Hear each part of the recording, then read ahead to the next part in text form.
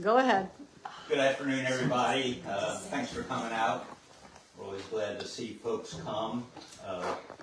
As I hope most of you know, Todd's Inheritance, so it's a state property, is under a long-term lease to the Todd's Inheritance Historic Site, Inc., private nonprofit, and we rely entirely on grants and donations to get by to continue the restoration and exhibitry here at Todd's. So if any of you are so moved, there's a donation jar out there. We used to have to charge admission, but the Shine grants available through the Maryland Council of Humanities has made it possible for us. This is now the third year we haven't had to. This is the second year. Second year we haven't had to charge admission. So. We're off and running. Today's speaker is Robert Bailey, who is an employee of the Maryland Park Service.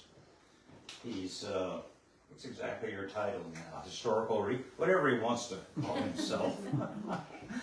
I was in that position years ago, and they let me call myself whatever I wanted to. So every time we got new personal cards to hand out, I would change my title to something else. But I've known Rob for a long time. He came to me when he was still at University of Maryland, Baltimore campus. No, it was at Binghamton.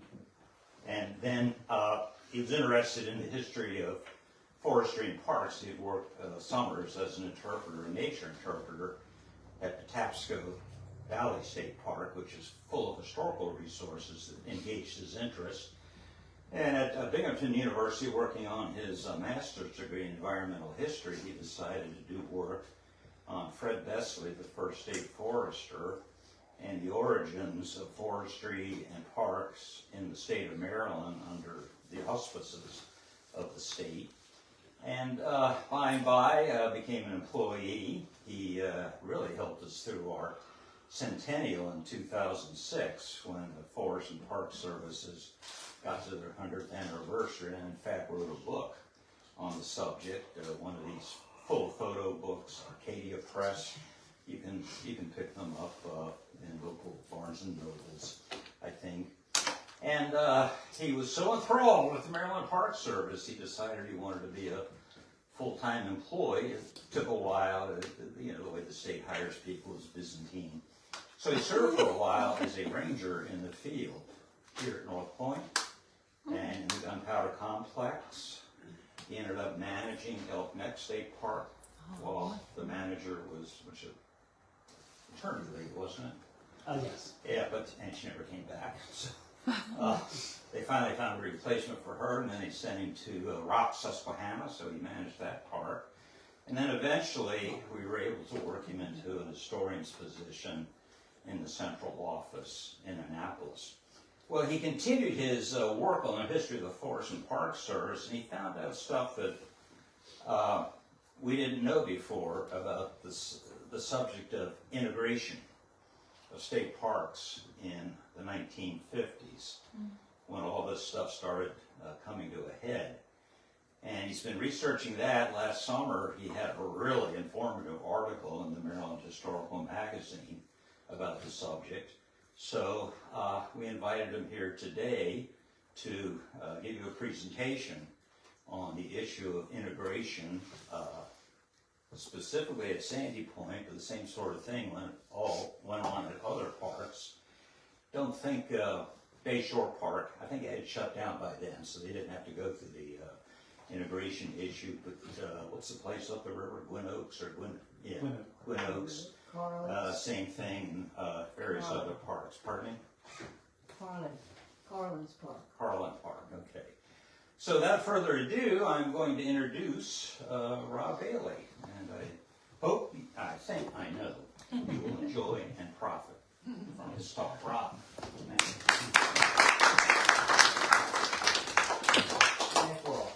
I am not the public speaker I used to be, so I am going to read a lot of this stuff. So I usually talk more off the cuff, but I decided in this case I will go off a script. We'll see how this goes. As Rob said, I began as a contractual historian with the Maryland Park Service a long time ago, and then had a very interesting career, mostly out of academia, mostly out of history, or at least certainly more tangential. I've cleaned a lot of toilets and opened and closed a lot of gates over the years. Anyway, I am here today to discuss the significance of Maryland's. I am here today to discuss the significance of Maryland's implementation of racial segregation at Sandy Point State Park in the 1950s. I came upon this topic pretty much by accident, and my desire to tell the story is motivated by the fact that I just plain missed it about 20 years ago. In 2005, as Ross said, I was fresh out of grad school and had taken an interest in the history of Maryland's forests and parks. I had worked seasonally as they call us naturalists, at the Patapsco Valley State Park in the summers of 2002, 2003, and 2004, and found my summer job more rewarding than slogging through grad school seminars. So I decided to blend my summer job with my education by studying the history of Patapsco Valley State Park, which I argued and still argue was effectively Maryland's first state park. Then I worked with then State Parks historian, or whatever he called himself, Ross Kimmel. Developed with the Maryland Forest. I've always called myself that. But. Developed with the Maryland Park Service celebrate Maryland's Forests and Parks Centennial in 2006. Along the way, I investigated to varying degrees the history of each state park by mostly reading annual reports and agency publications. Historic newspapers were a whole lot harder to research back in 2006. And I came across some information that indicated that Sandy Point may have been a segregated park, but I didn't investigate it much beyond that, as the resources just weren't there or as easy to access. Fast forward about 15 years later, and after working in the field as an operational ranger, I found myself back in a role of dealing with. Does everybody know where Sandy Point State Park is? Yeah, I was going to get it. Yeah. I found myself back in the role of managing cultural resources and came across the significance that had taken place at Sandy Point. I was stunned and kicked myself for having brushed it over years ago, and I found that, by and large, the story had really not been told in a great deal of detail. So I decided to re-enter the field of academic writing and decided to draft an article for the Maryland Historical Magazine. Much to my surprise, they accepted my submission, albeit with a large volume of suggested edits, which is par for the course in academic writing. So I would like to thank Dr. Martina Cotto, Christopher Redwood, and Dr. William O'Brien of Florida Central University of Florida for their assistance. Dr. Cotto and Christopher Redwood from the Maryland Center for History and Culture, and Dr. William O'Brien from Florida Atlantic University for assisting me in getting this story told. So today I'm going to tell you what happened at Sandy Point, plus provide some broader discussion of recreation in Maryland during the period of segregation. So, how easy it is to, I don't want to wind this a little bit so I can push buttons without having to reach too far. So, before we get into what happened at Sandy Point, let's briefly talk about some of the context in which these events took place. After the Supreme Court ruled in a landmark case, what's that? Sorry. Okay. Ruled in Plessy versus Ferguson in 1896 that racial segregation was legal, provided that separate but equal accommodations for each race was made. Nearly every aspect and many of life in the former Confederate and slave states was segregated. In Maryland, most elements of public life were segregated. Typically, when we think of segregation, we think of a legal institution whereby a long list of codified laws limited African American access to schools, communities, restaurants, department stores, sporting events, parks, transportation, and even voting. And this was true in many cases. However, more often than not, especially in Maryland, segregation was a product of local custom that was enforced through violence or through the threat of violence by whites if the custom was ever broken, especially in more rural areas of Maryland, particularly in southern Maryland and the Eastern Shore. And it's no surprise that this custom extended to outdoor recreation. Plessy versus Ferguson's timing in 1896 ended up having a dramatic impact on the development of what we would recognize today as the fields of park and recreation. It was this same period, at the turn of the 20th century, that public parks, public recreation leagues, amusement parks, and recreational beaches took shape. Parks, playgrounds, and amateur recreation leagues developed in public-owned spaces, often on properties owned and managed by local or municipal governments, whereas amusement parks developed as a private economic venture.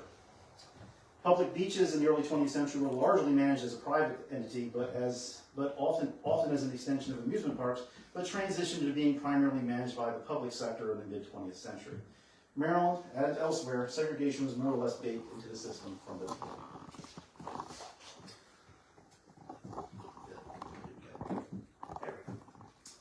In Baltimore City, the city's park system grew out of separate entities and movements, including large parks like Patterson Park and Druid Hill Park. Whoops, too far. There we go. That's Druid Hill Park. I'm sorry, that's Patterson Park. This is Druid Hill Park in Little Baby. Local playgrounds for children and amateur recreational leagues associated and the associated spaces needed to accommodate them, like sports fields, swimming pools, and golf courses. By 1940, these disparate elements were pulled together into a single department called the Baltimore Department of Recreation and Parks. As one might expect, these areas were either for whites exclusively, or in the case of playgrounds and athletic leagues, segregated with only a token and often inferior facilities for African Americans. Two notable figures we'll encounter again in the story played a major role in shaping the city's Department of Recreation and Parks: R. Brooke Maxwell and Robert Garrett. Meanwhile, local regional amusement parks peaked in popularity between about 1890 and 1930, before seeing a revival in the 1950s. These parks were typically privately owned. Many were supported by, if not outright owned by, mass transit companies like trolley companies, railroads, and steamship companies. These parks were seen as a way to increase ridership on weekends. Many were located in the city or just outside it, and when I say city, I mean Baltimore, but also outside D.C. They were located in and around major cities, but some were pretty far flung from the city center. In the case of Maryland, Colchester Beach on the eastern shore, and Penmar Park at South Mountain. Some of these parks started as beach attractions and added amusement rides. Others were conceived from the beginning as amusement parks and beaches, and others were just places to ride rides. As one might expect, since these were private ventures, these parks were exclusively for whites only. African Americans were forced to run their own amusement parks and beaches. I, of course, would be very remiss if I mentioned amusement parks and did not talk about Bayshore Park, since I came all the way down here to North Point. Bayshore Park, which was where the main part of North Point State Park now exists, was pretty much your quintessential amusement park. From 1906 to 1947, at a cost of a few fares per person, and it was 5 cents in 1906, about 200,000 white people a year rode the trolley, or after 1920 drove, from Baltimore to the Chesapeake Bay for a day of fun and relaxation. Designed by notable Baltimore architects Theodore Wells and Otto Simpson, Bayshore Park opened on August 11, 1906. Hundreds of thousands of families in the region took days outings at Bayshore Park. As with many trolley parks, Bayshore's popularity peaked in the 1920s. To keep up with the crowds, park management added many new attractions and a larger bathhouse. Crowds, however, steadily dropped in the 1930s and 40s. After attempts to add more attractions in the late 1930s failed to draw larger crowds, the original park closed in 1947, though a replacement was constructed on Pleasure Island near Miller's Island Road shortly thereafter. Despite being a segregated park, to my knowledge, no civil rights protests were ever took place at Bayshore Park. If there was a silver lining to the segregation, is that the few amusement parks that did cater to African Americans, such as Carr's Beach in Annapolis, became successful examples of black-owned businesses. Carr's Beach, in particular, became known as a popular black music venue in the 1950s and 1960s. These were places where African Americans could thrive and where black culture could thrive away from whites. But success stories such as this were comparatively rare, and the few number of places where blacks could recreate were rarely able to accommodate the volume of demand. So, opposition to segregation generally took two forms. They either took the form of grassroots opposition, such as protests and marches, and it took the form of legal challenges in court. And most of those legal challenges were handled by the Legal Defense Fund of the NAACP, or the National Association for the Advancement of Colored People. In Baltimore City, opposition to segregation initially took the form of grassroots protests in the 1930s and 1940s. These took several forms, from written complaints to blacks attempting to enter whites-only parks, or more often not golf courses, to forming integrated sports teams and attempting to participate in city-sponsored athletic leagues on city-owned facilities. Eventually, these challenges found their way to the courts, where the NAACP was unsuccessful in their efforts to end segregation. Still, the NAACP was successful in using the courts to pressure park authorities to relax segregation policies and practices. This is because some members of the parks board were actually sympathetic to the civil rights protesters, but perhaps more importantly, in an effort to increase black access, as the courts demanded, because they did demand you had to provide equal facilities, they began limiting white access. So, because they were limiting white access, by 1951, city parks were essentially desegregated. even though it was still before Brown versus Board of Education. There was, however, a couple of major exceptions. Public pools were still segregated, and a city-managed and owned park in Anne Arundel County called Fort Smallwood Park, which is still in Anne Arundel County, is now managed by Anne Arundel County, but at the time was owned and managed by Baltimore City. They had a public beach there, and that was also segregated. This exception was retained because many whites believed that blacks and whites bathing together would lead to racial violence. The NAACP's fight to end the last bastion of segregation in city parks will lead them to expand their fight to include a new state-managed segregated park at Sandy Point. Throughout much of the history of Maryland state-managed parks and forests, records on race and segregation are pretty murky. It is a hidden history. Surviving records do not reveal commissioners or department directors vociferously promoting or defending segregation. There were no grand speeches. Official records such as annual reports, newsletters, press statements, and surviving correspondence, all the stuff I read 20 years ago, are silent on the matter. Those commission board meeting minutes and other key documents on the matter other key documents that would be considered illuminating or presumed lost. On the rare occasion when racial matters were addressed in public, words were carefully chosen, and extenuating circumstances were cited as excuses for discrimination. Park administrators and commissioners, even as their own staff enforced segregation and planners planned segregated parks across the system, proclaimed to the black press and to equality advocates that parks were technically not segregated. Only federal court records on the Sandy Point case provide insight to how the leaders of the State Commission and the Department of Forests and Parks viewed segregation. They frequently blamed others, including each other, for foisting segregation upon them while defending it as an important tool to prevent racial disorder. Unlike Baltimore City, the fight against segregation in state parks was primarily fought through the courts. Many Maryland state parks began in the early 20th century as recreation areas within state forest reserves. One of the key figures who helped create the first modern public lands in Maryland and the agency to administer them was this gentleman here, and that is the same person, by the way, Robert Garrett, an open and ardent segregationist. Garrett and his brother John, both grandsons of the former B&O Railroad magnate John Burke Garrett, donated nearly 2,000 acres of Garrett County land in the state in western Maryland to the state in 1906. This donation was contingent upon the legislature organizing a forestry board to manage it and promote scientific forest management across the state. This legislature actually obliged, and Garrett went on to serve as on the state board and the later Department of Forestry from its beginnings in 1906 until 1929. A former Olympian and member of Baltimore's progressive elite, Garrett helped expand the Board of Forestry's purview to include providing recreation areas within those state forest reserves. Most notable was the Patapsco State Park near Baltimore City. Originally established in 1907 as the Patapsco State Forest Reserve, the park is generally recognized as the first unofficial state park in Maryland. Garrett went on to serve as chairman of Baltimore City's Recreation and Parks Board, where he held the line on maintaining strict segregation in all city-run playgrounds and recreation leagues for decades. In 1948, he was the primary defendant in one of the key federal cases that, for a time, upheld segregation in public recreation. It was Boyer versus Garrett. City records indicate that Garrett dismissed integration advocates as being communists and not understanding how to read the Constitution.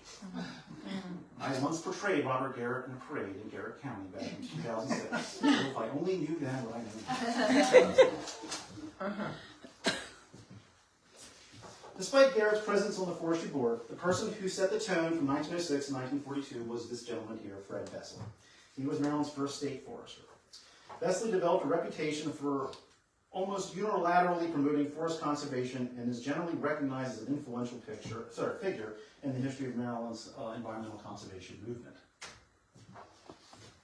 During his 36-year tenure, by far the longest of anybody who's ever run state parks in Maryland, Besley transformed a nascent forestry board with little money, little enforcement power, roughly 2,000 acres of public forest land, into a fully developed department with paid staff, dozens of forest wardens, well-rehearsed forest education programs, a mature forest firefighting network, and more than 117,000 acres of publicly owned land by the time he retired in 1942. His views on race and segregation, however, are unclear. It is likely that in this regard, Besley was a product of and largely abided by the prevailing social order of his time. It can be safely assumed that he saw little benefit to addressing racial inequity when there are forest fires to be fought, and he was never really forced to reckon with it. because he retired before all the events we're all about to happen. The first state parks in Maryland were officially designated during the Great Depression when federal money from the New Deal and the federal government, from the New Deal poured into Maryland, providing the Department of Forestry with the ability to purchase land and develop park facilities. The people who built the new parks were young, mostly white men of the Civilian Conservation Corps. You can see the volume of acreage as it grew from 1928, about 6,000 acres to 100 and I think it was about 112,000 acres or so by 1940.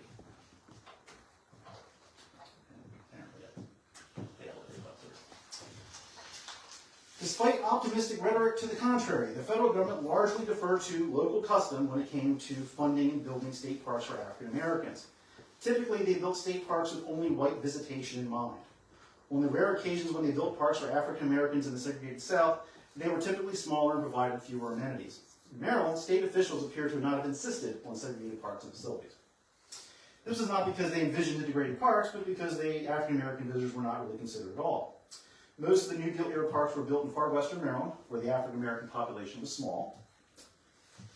Only 3 recreation areas outside of western Maryland were built during the New Deal: Patapsco State Forest Reserve and then State Park outside of Baltimore, Elk Neck State Park in northeastern Maryland, and the Milburn area of what is now Pocomoke River State Park on the lower eastern shore. Oh, in case you're wondering what those are, that's a cabin being built at Harrington Manor, and that is the lake at Harrington Manor under construction. Nevertheless, black Americans who lived near Baltimore sought access to Patapsco Valley State Park. When black residents began to visit Patapsco, perhaps as early as 1940, they were officially permitted by the authorities, and I use permitted in quotations, and surrounding communities to congregate exclusively in one area. This unofficial segregated area, then known as the Carver Memorial Area, attracted little media attention. For at least a decade, African Americans may have been regularly visiting the park without incident. This arrangement is an example of how African Americans were forced to work around the edges of institutionalized segregation. In Maryland, some segregation practices were codified in law, such as in intrastate steam-powered trains and ships. However, segregation was mostly enforced by social custom, as I previously said. Until 1951, the state forest and park system fit into this latter category. African Americans were neither formally banned, but they weren't exactly welcomed either by the authorities.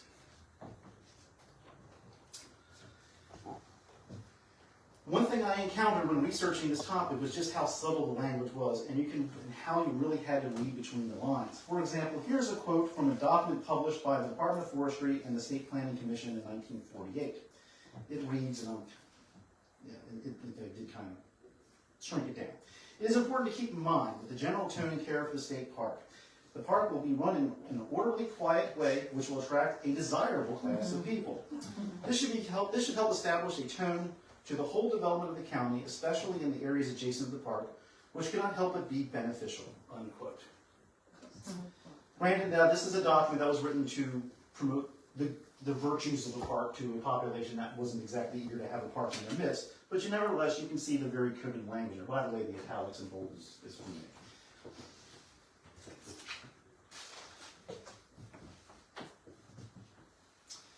Sandy Point State Park was born out of a decade-long effort to establish a centrally located bayside park along the Chesapeake Bay.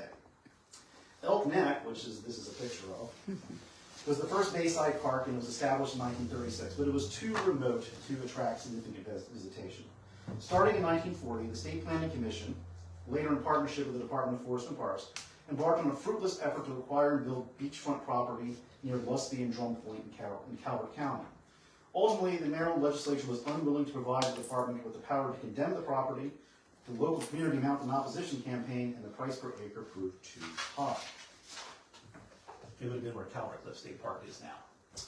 So, this setback, however, did not last long. In June 1948, William H. LeBreau, a well-connected politician, businessman, and sportsman, and kind of a high-living guy, also loved the breed horses, offered to sell part of his Holly Beach farm at Sandy Point, which is on the Broad Neck Peninsula east of Annapolis, to the state for $160,000.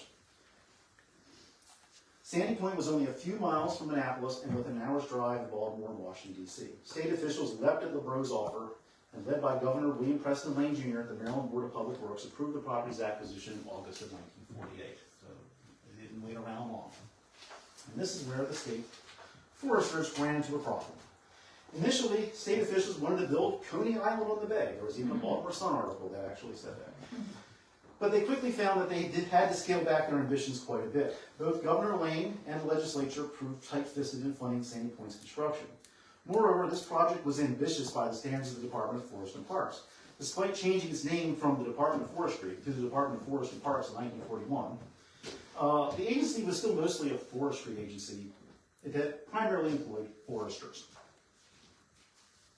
They simply did not have the in-house expertise to design, let alone build a modern state park. Therefore, they were forced to turn to outside contractors to design the park and other state agencies that actually build it. And these are the other agencies that they turned to. This included the Department of Public Improvements, which actually constructed things. I think it's like an ancestor of the Department of General Services now. The Department of Health, the Maryland State Planning Commission, and even the Department of Corrections, who provided inexpensive and unskilled labor, and who were coincidentally mostly African American. That, by the way, is a picture of the Park Service leadership at that time. The person sitting with the book on his lap is Joseph Kaler. He was the department director at this time. He had replaced Besley. The other three gentlemen, the gentleman on the left, Bill Parr, was actually eventually the director of state parks, but he was a professional forester by training, as were the two other gentlemen in the picture. The original failed Calvert County Bayside Park that they had envisioned has more than just a beach. It included a marina, boating facilities, campgrounds, a tree nursery, a nature and wildlife preserve, a biological research station, and a training center. These elements, however, had been envisioned for property a lot larger than Sandy Point.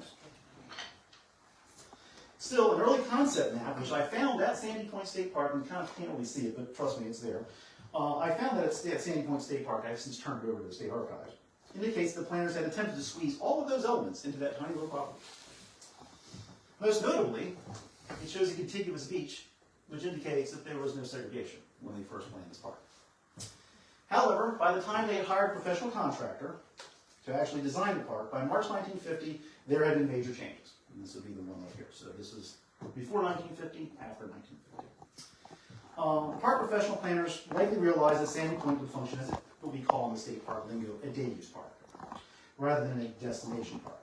Sandy Point's proximity to Annapolis, Baltimore, and D.C. made providing overnight accommodations unnecessary, and the park's relatively small size rendered the conservation elements impractical.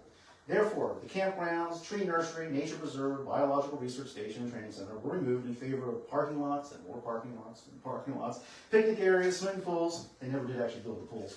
A boating lake, and graceful circular roadways, which also never got built. The park was designed exclusively to accommodate patrons traveling by car. That is still pretty much the only way to get to Sandy Point today, though they are building a bicycle path. Only the 19th century plantation house would be retained as a museum.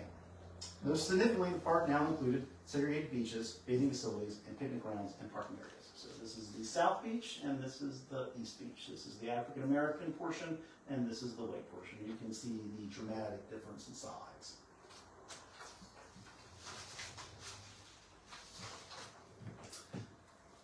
And this is a photo taken in the 1952, 53, and you can see this is the South Beach, even as constructed, and this is the East Beach.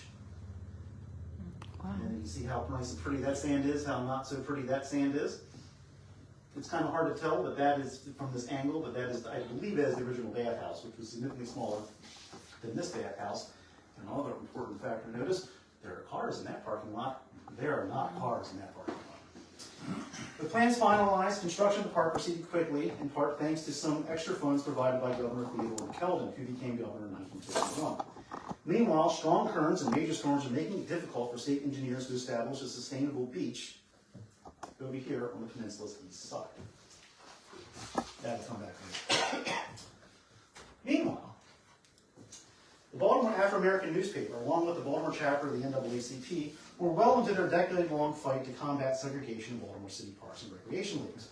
A couple of incidents at the Tapstone began to draw their attention to state parks. Since there was technically no legalized segregation policy in state parks, the Baltimore Afro-American newspaper and journalists encouraged its readers to put this lack of clear policy to the test by making full use of the 118,000 acres of sparsely used forest land and parks and recreation areas provided by the state. In response to these incidents, the Baltimore in response to these incidents in the Baltimore African-American newspaper article, the Commission of Forests and Parks elected to adopt an official segregation policy in November 1951. Here it is in verbatim. It read, whereas the Department of Forests and Parks has been given the administration of the Sandy Point State Park, and whereas the Department of Forests and Parks finds it has a need for 2 units on the Sandy Point State Park, the department officials are hereby authorized to operate same as separate and equal facilities. Probably missing a word there. Now, therefore, it be resolved that the Department of Forests and Parks of Maryland, that all facilities to be developed for both white and colored in keeping with the present policies of the state of Maryland regarding recreation facilities. Before we get into a little bit further, we need to discuss a little bit of bureaucracy. I've been throwing the words commission and department around. They were actually 2 separate things. There was no DNR in 1951.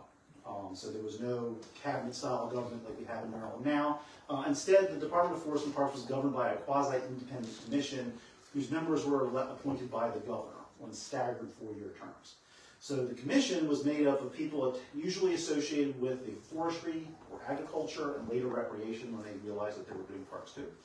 And so they, their job was to hire the department director and to create policies, rules, and regulations for the department based on the laws that the legislature passed. So they were somewhat isolated from the governor. The department was the actual managing agency that managed the forest and parks. So they were a government agency who reported to the commission, and specifically the department director reported to the commission.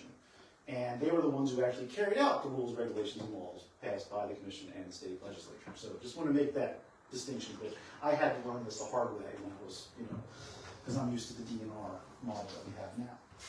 So,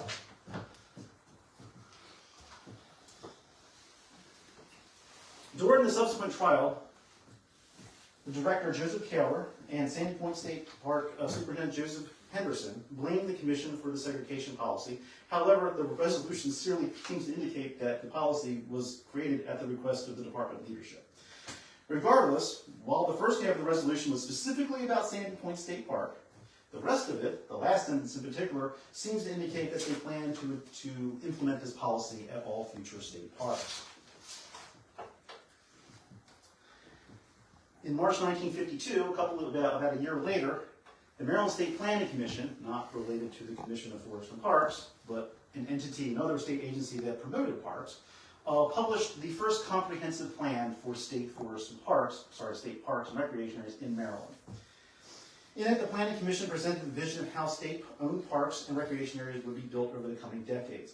It was Maryland's first comprehensive state park plan. Instead of carving parks out of existing state forests because they happen to have land there, maybe we can make a park here. It's kind of how Germany and Henry Command made. They instead decided to look at notable historic sites, natural features, proximity population centers, try to anticipate population growth trends and anticipate demand in order to actually fashion a plan, rather than just kind of making it up as they went. However, as you can see from this, and if you actually read the document itself, there is no mention about race or segregation in the written text of it. You kind of have to look at the maps. And then when you look at the maps, you see outside of Western Maryland, you see this on every single one. There's a picnic facility here with an access road. Here's another access road, another picnic area over here. I wonder what that's for. So, as you can see by this plan for a proposed Calvert Cliff State Park, will become eventually which wasn't built this way, by the way. Almost all of them outside of Western Maryland had these redundant facilities. And this is typical. Like I said, there's no grand speeches. You kind of have to look in the weeds, and there it is. Then it smacks you in the face. Sandy Point wasn't the only park developed with segregated facilities. Most people don't know this, but actually the Hilton area of Patapsco was also developed as a segregated area. In 1952, the department shifted its attention to building and developing picnic areas and campgrounds at Patapsco. These included new pavilions and picnic areas in the Marriottsville, Hollowfield, and what is now Marriottsville is we call them Kelvin, Hollowfield, Orange Grove, Hilton, and Hilton areas. The new Hilton area near Catonsville was purposely built for African Americans. Located atop a bluff, Hilton followed the same pattern established at Sandy Point. Where parks were likely to attract both swimming and African American visitors, either segregated bathing facilities and beaches were planned, where segregated areas were located far away from water. It can be argued that African Americans faced worse discrimination at Patapsco than at Sandy Point, as access to the park's resources were much more limited and unequal. Because I don't know if you're familiar with the Hilton area, but here's Hilton Avenue coming down from the main part of Catonsville, and then this is the Hilton area right here. And if you notice, the road pretty much dead ends here. It doesn't connect to any other part of the park. The main parts, the rest of the park, especially at this time, because River Road used to go through, was all connected. Hemmed in at Hilton, African Americans were denied access to the park's trail network, the overlooks at Hollowfield, Buzzards Rock, and Ilchester, as well as access to the river that bore the park's name.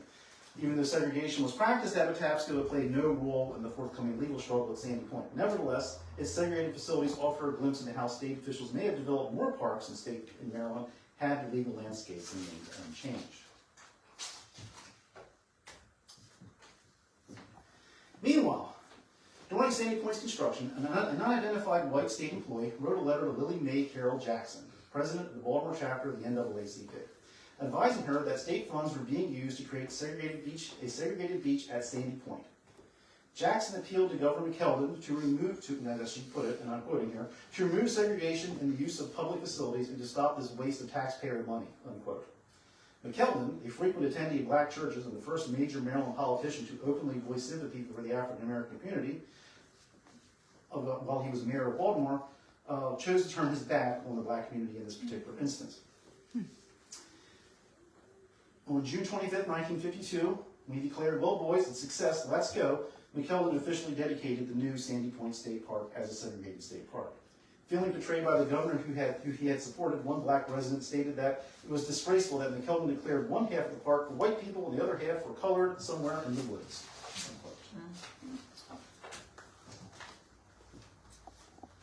It's actually opening day, which was a Tuesday. I need to fix that. I apologize. The beaches, bathhouse, and picnic grounds officially opened to the public on a segregated basis on Tuesday, July 1st, 1952.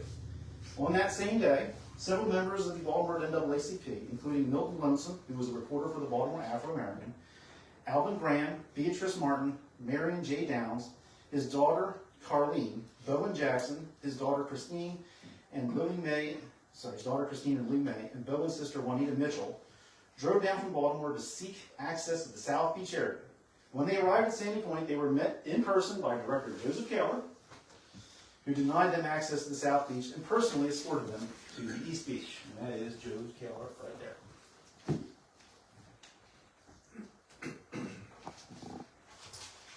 What they found was disappointing to say the least.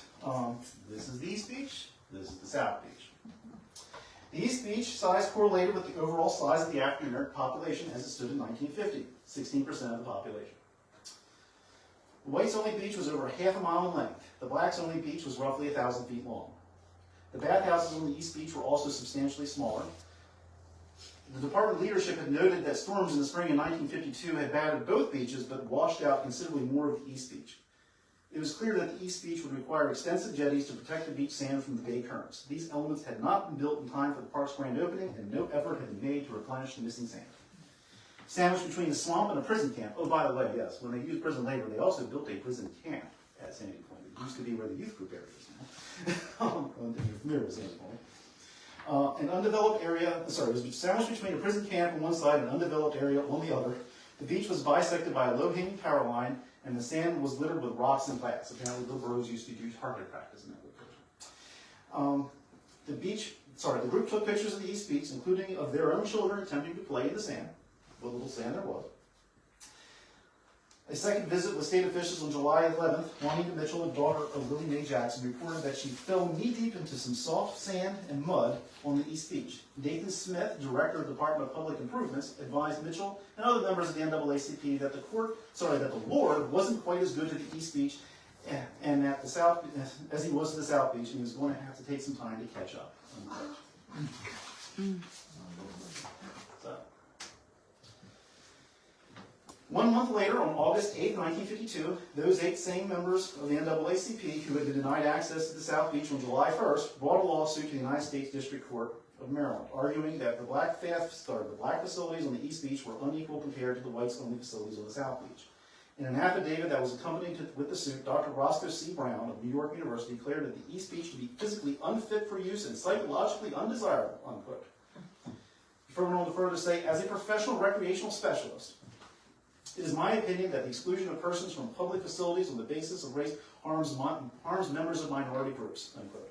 The group's lawyer, Linwood Koger and Tucker R. Deering, argued that separate facilities were in violation of the 14th Amendment, and that is a photo of the East Beach. And of course, that's the photo of them attempting to access the South Beach. Juanita Mitchell, an important member of the legal team, technically served as a witness in this particular case. Both Koger and Deering have also brought lawsuits against the city of Baltimore for segregated practices at Fort Smallwood, which we've already talked about briefly, as well as lawsuits against the segregated pool policy in Baltimore. These cases will be heard side by side with the Sandy Point case. Since the 1930s, the Baltimore chapter of the NAACP had been active in positioning lawyers to challenge segregation laws, including Thurgood Marshall. All three lawyers in this case, Koger, Deering, and Mitchell, were recent graduates of law school. Koger, the son of another gentleman named Linwood G. Koger, was an accomplished lawyer. Koger, who was the son of Linwood Koger Sr., and the senior had been an accomplished lawyer who had served as president of the NAACP in Baltimore in the 1920s, went on to serve on many civil rights cases. Mitchell, thanks to her upbringing as daughter of Willie Mae Carroll Jackson, was already an experienced and seasoned civil rights advocate. Deering worked to integrate labor unions in Virginia before serving in the military in World War II. He moved to Baltimore in 1952 and began to work with Mitchell, and both had very lengthy careers arguing civil rights cases in the judiciary. Joining the team was Jack Greenberg, a young Jewish American from New York who had risen quickly in the NAACP's ranks and was the only white member of the NAACP's legal defense fund. He went on to serve with Thurgood Marshall in the watershed case, Brown versus Board of Education. On the defense side, you had, unfortunately I couldn't find a picture of one of them. You had Joseph Kaler, who was the director of the Department of Forests and Parks, Joseph Henderson, who was the manager, or what we used to call then superintendent of the Sandy Point State Park, and Sidney D. Peverly, who was the chairman of the Commission of Forests and Parks. A trained forester, Kaler had oversaw the department's transition from primarily being a forestry-oriented agency under Vesely into ones in which parks started to get more comparable attention. Henderson was a recent graduate of Syracuse University. His appointment as superintendent of Sandy Point was his first major assignment after coming out of school. The commission was represented by Sidney Peverly, a prosperous banker and lumberman from Bel Air. Peverly had been on the commission since 1941 and had risen to the chairmanship by 1949. As I said, I don't have a picture of Peverly, sorry. Because the initial legal action took place prior to Brown versus the Board of Education, which was in 1954, the separate but equal doctrine of Plessy versus Ferguson from 1896 still stood when this case began. It was within this legal framework that Federal Judge William Calvin Chestnut, and it's a political cartoon of him, by the way, approached this. It is within that framework that how Federal Judge William Calvin Chestnut approached this case. He later wrote in his final opinion, the existing constitutional law on the subject, though at the present time, is that segregation is the policy of the state, and when it is adopted by the state, it is still constitutional, provided that the facilities for the different races is substantially equal. Quote. Therefore, this case hinged upon whether or not the East Beach and the South Beach were substantially equal. This was not Chestnut's first foray into civil rights cases in Maryland and Baltimore. He had previously ruled in favor of segregation cases involving Baltimore's golf courses, which this little cartoon is about. And I'll explain that in a second. One of his preferred tactics for addressing racial inequities in Baltimore City was to alternate which days African Americans and whites could use the golf courses. And so, hence the political cartoon. He would repeat this pattern at Sandy Point, by the way. So.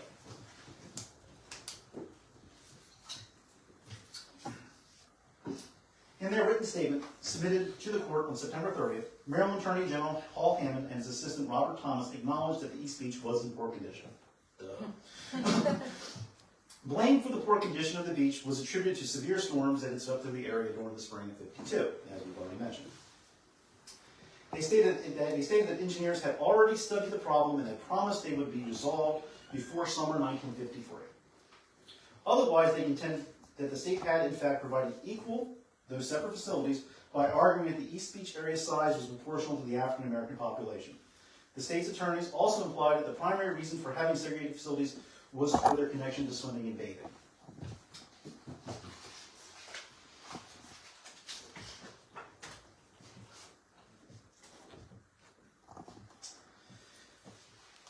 By May of 1953, Judge Chestnut had not ruled, but had scheduled a hearing on June 2nd to determine if the state had made sufficient efforts to upgrade the East Beach area.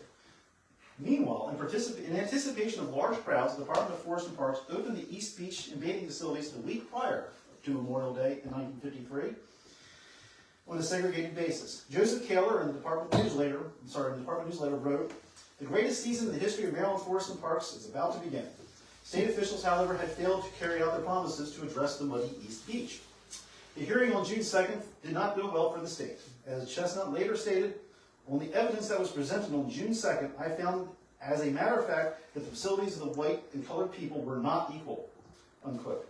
Chestnut further remarked that it was, and I quote, "quite unlikely that there will be any substantial change in this situation for several months," unquote. 2 days later, Chestnut issued a preliminary injunction stating that until the park facilities were made substantially equal, the park must either integrate, rotate days in which blacks and whites could use the entire park, or simply close the park down. He wrote that the defendants are immediately and preliminarily enjoined and restrained from excluding any persons solely on account of race or color from facilities at the South Beach, at Sandy Point, and Sandy Point State Park and Beach.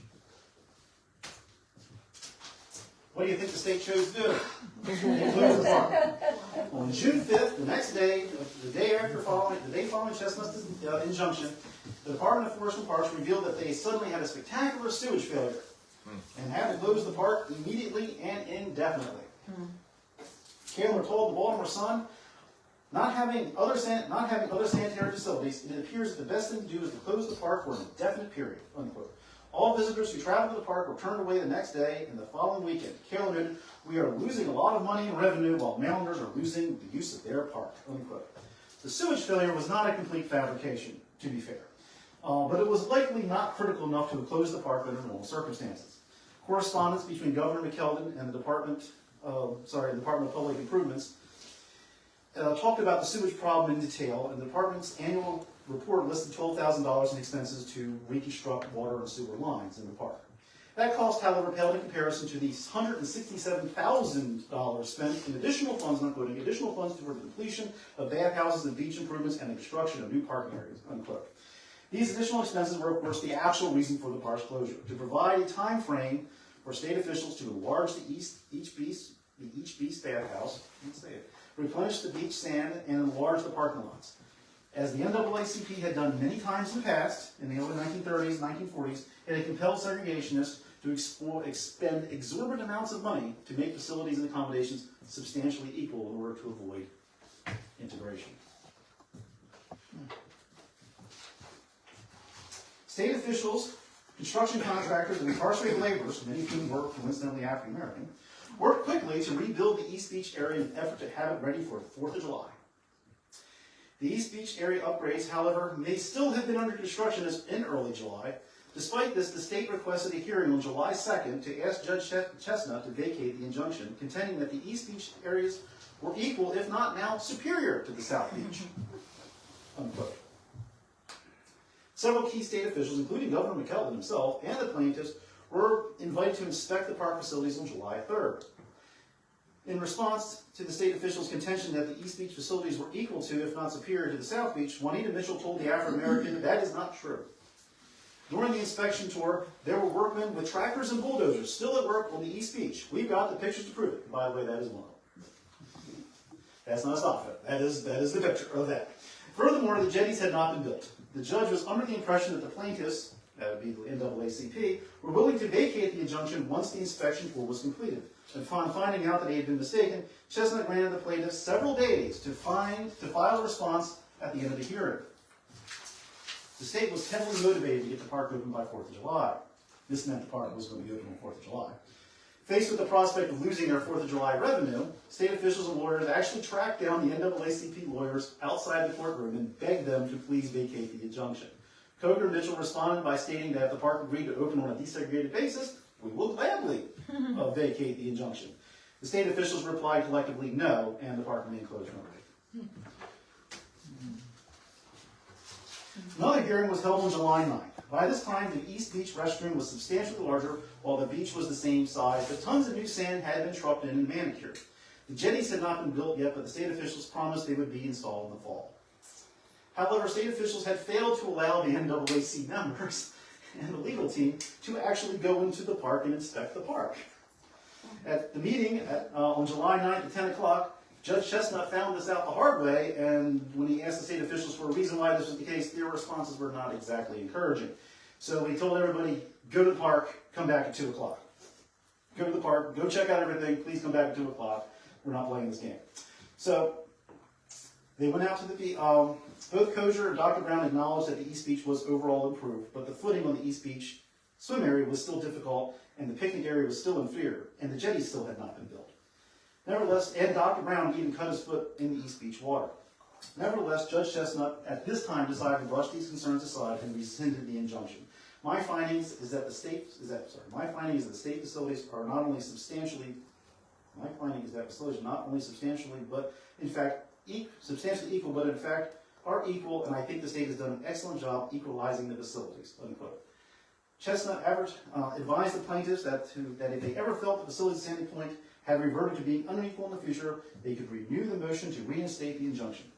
Foreshadowing things to come, Chestnut noted that ongoing cases before the Supreme Court might result in a change in segregation laws. Sandy Point will reopen on July 3rd as a segregated park, and Judge Calvin Chestnut, at the age of 80, retired shortly thereafter.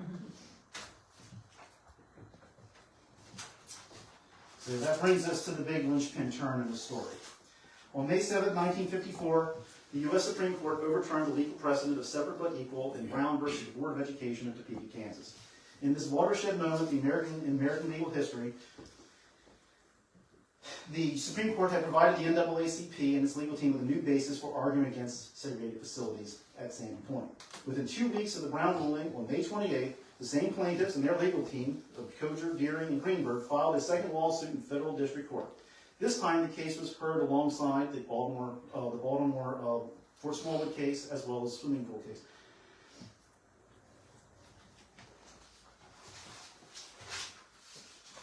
Like before, the defendants in this case were Kaler, Henderson, and the Commission of Forests and Parks. However, the commission membership had actually changed, and it is now chaired by a gentleman named Robb Maxwell. It was this gentleman right here.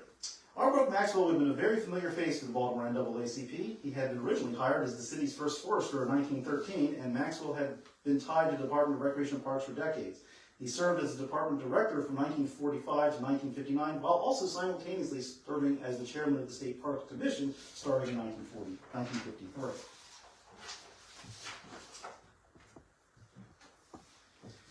Thanks to Brown, the legal landscape had been transformed. This time around, the NAACP team conceded that the facilities at Sandy Point were actually substantially equal. This round now hinged on whether or not having segregated facilities at all made them inherently unequal, and thus were a violation of the 14th Amendment. The second case's hearing was held on June 22nd, 1954, when Chestnut retired. President Dwight Eisenhower had appointed this gentleman here, Roselle C. Cathcart Thompson, in his place. During the trial, the state argued that Brown only applied to educational institutions, and that was the state's legal right to impose segregation in order to prevent disorder. Assistant Attorney General Parker stated, and this is taken verbatim from the, so if you think I'm having trouble talking now, wait till I have to read this. This is taken verbatim from the court minutes, so it's a spoken statement. Now, I think there is no dispute that this department felt that it is necessary to do this because they might fear there might be some disorder or something of the sort. But of course, there is no statute requiring it, and I don't believe that there is anything to prevent them from requiring segregation other than in public schools. Unquote. I might work better writing than it does in spoken speech. Anyway. On July 27th, Thompson surprised many by ruling in favor of the state and dismissing the NAACP's case. In a lengthy opinion, in which he laboriously revisited many of the previous rulings, he determined that Brown had only applied to educational institutions and that segregation at recreation facilities, if they were substantially equal, could continue. Thompson wrote that Brown versus the Board of Education did not expressly overrule all of Plessy versus Ferguson, nor say that the separate but equal doctrine may not be applied to fields of transportation or recreation, unquote. Thompson felt that the state's fears of racial violence were justified. He wrote, "The degree of racial feeling and prejudice in this state at this time is probably higher with respect to bathing, swimming, and dancing than with any other interpersonal relations except for direct sexual relations." Unquote.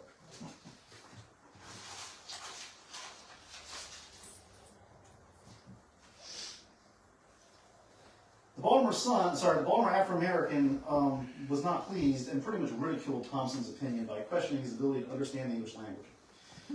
Comparing Thompson's ruling to the Supreme Court's ruling of Brown versus Board of Education, the Afro-American wrote, "Chief Justice Earl Warren, using language an 8th grade child could understand, took only 11 pages to write the decision abolishing segregation in public education.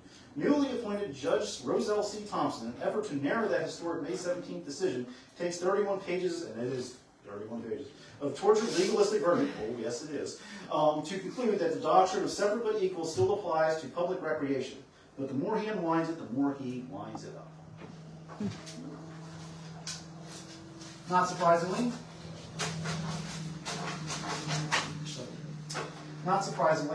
the NAACP appeal to the Court of Appeals of the Fourth Circuit. They argued that the continued segregation at Sandy Point was now discredited by the separate. In December 1954, the NAACP appealed to the Richmond Federal Court of Appeals of the Fourth Circuit Court to overturn Judge Thompson's ruling, arguing that the continued segregation of Sandy Point was based on a now discredited separate but equal doctrine. During this phase of the trial, Robert L. Carter and Clifford Marshall of the NAACP's Legal Defense Fund joined with the appellate's legal team, with Carter making oral arguments before the court along with Kozier and Deering and Marshall co-authoring legal briefs. In March 14, 1955, the three-judge panel of John J. Parker, Morris Ames Soper, and Armistead Mason Doby, who had all upheld separate but equal in prior cases, including Boyer versus Garrett, ruled in favor of the NAACP. The tribunal stated that it is obvious that racial segregation in recreational activities can no longer be sustained as a proper exercise of the police power of the state, and that segregation cannot be justified as a means to preserve the public peace merely because the tangible facilities furnished to one race are equal to those furnished to another.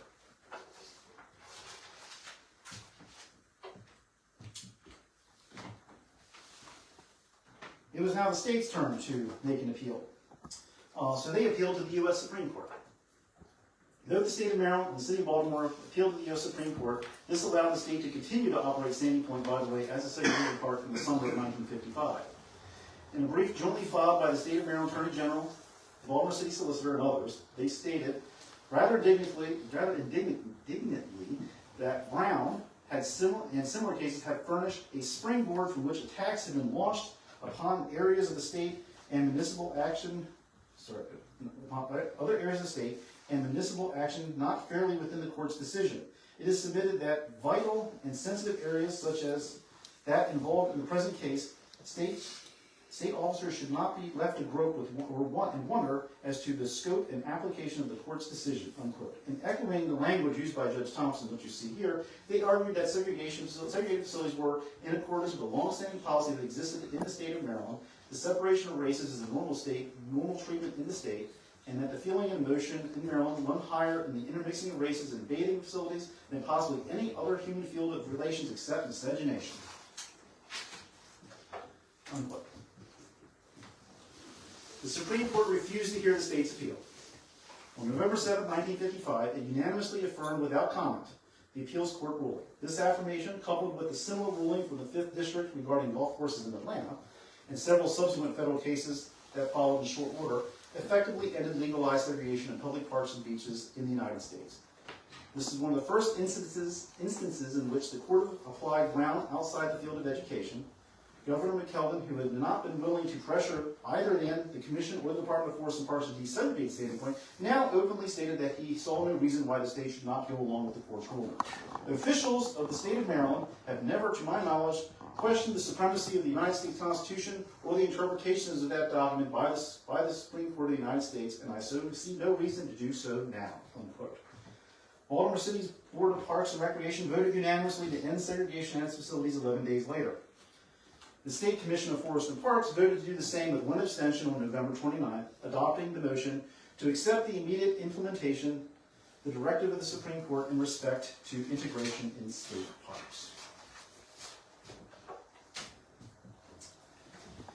Sandy Point opened in the spring of 1956 as a desegregated park without incident. This stood in stark contrast to state park systems in the Deep South, where many either ignored the ruling, closed parks, or turned their public parks over to private vendors to get around them being public. It wasn't until the mid-1960s, in another Supreme Court case, when these state park systems truly desegregated. That said, the department swept this episode under the rug, which is why I did read about it 20 years ago. They refused to acknowledge segregation in their annual report and newsletters. The most important thing in their annual report in 1956 said that they opened the boat ramp at Sandy Point. When DNR, what is now the Maryland Department of Natural Resources, finally decided to rebuild much of the park in the 1970s, its master plan included a very detailed history of the park's construction, but made no mention of the segregation story. Only recently has the historically significant role Sandy Point played in shaping the recreational world we know today really come to light.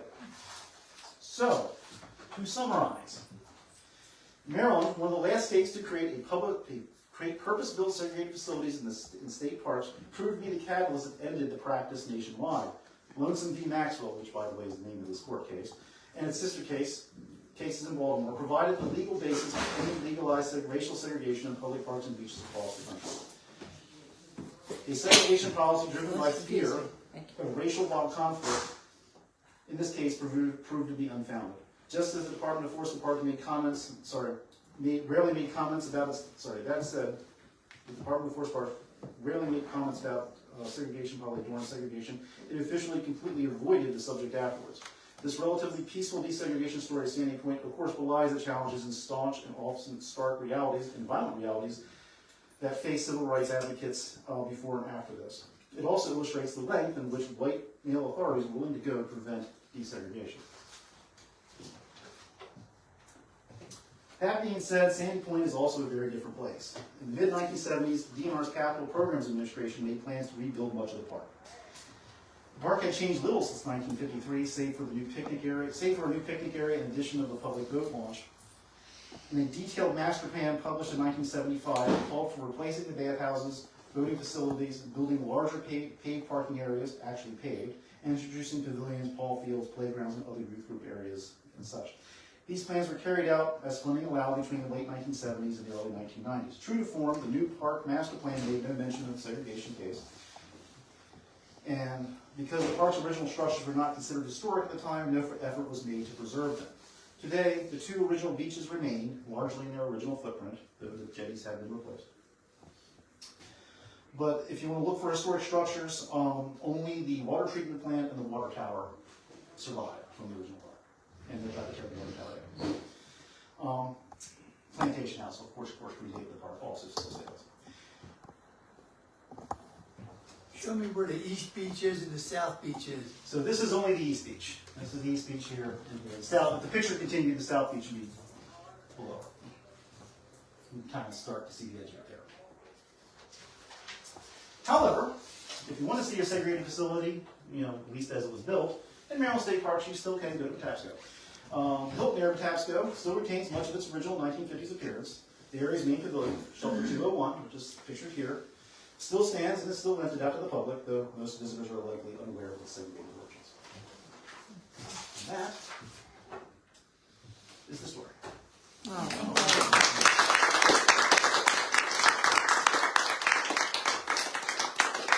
my first time giving this presentation. It needs some polish, so I apologize if I was not as well polished as it could have been. So. That was a lot of work. Yes. Yes. Any questions? Yes. Yeah, so even though Maryland made segregation illegal, or a lot of places still stay segregated. Yeah, there was a lot of de facto segregation. Like Winoak Park? You're correct. Yes, Winoak Park, for example, remained segregated until 1964.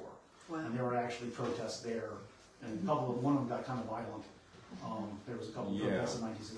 The movie Hairspray actually also immortalized the protests at Winoak, which unfortunately I don't like musicals, and the last time I saw Hairspray, I did not have this topic in mind. I have to watch and look at it from a different perspective. Winoak, I used to go there as a kid, and in '63 it was all white, and in '65 it started being desegregated. Yeah. And started seeing it. The carousel, where the first African American who was allowed to go into the park, was a little kid and his father, and there's a photograph of him using the carousel. That carousel still exists. It was moved to Washington, D.C. I think it's Right. Mall in Washington. Yes, near the Martin Luther King Memorial or something like that. Yeah, I don't recall where it is, but yeah, it is on the mall in D.C. Yeah, that park saw a couple of massive. They used to hold an event called All Nations Day, in which all members of the city's communities were allowed to go there and celebrate their ethnic heritage, except African Americans who weren't allowed to park. And so that kind of spawned among other reasons, spawned protests. One of the protests was peaceful and but it still resulted in a lot of arrests because they were trespassing. And then another demonstration was met with a counter-protest group of white individuals who were looking to pick a fight, and that was violent. It wasn't. I don't know the scale of the violence. It's not the topic I was expert on, but eventually the mayor spoke with the park owner and they agreed to desegregate. And then the park got wiped out by damage from tropical storm Agnes and closed. Yeah, and I grew up near Patterson Park, and there was always fights over who was going to get the pool. Okay. And because there was like KKK would have rallies there. They used to have a big Nazi flag, huge, right on Eastern Avenue in 1964, 65, up until 1970, something like that. It was kind of, and there were riots and people were getting armed, when the riots were going on and stuff like that. 1968. And I remember riding buses, and black people had to sit in the back, but it was illegal to tell them to do it at that time. But they still forced black people to sit in the back. Yeah, that would sound the case of the custom thing that I Yeah, because I did one of my interests is railroads, and I remember getting into a discussion about whether or not the railroads are ever segregated, and the intrastate steam-powered railroads, so the ones that traveled outside the city, as long as they didn't cross state lines, they were intrastate or legal. So it was actually written in the law. But the trolleys were never technically segregated, but I'm sure they were segregated by custom, and I'm sure the buses followed the same pattern as the trolley. Right. And the custom was, if you do it, you get beat up. And vice versa on the other, because there were strict lines where I grew up, you didn't cross. And the gangs from that side would keep you out, and the gangs from this side would keep them out, kind of thing. Crazy. That's great. Any other questions? Why don't you wrap it up and Thank we you. can have more conversation. That's why it's going to go. Okay. We had that in the early '70s too. Good. Rob, yeah, you never-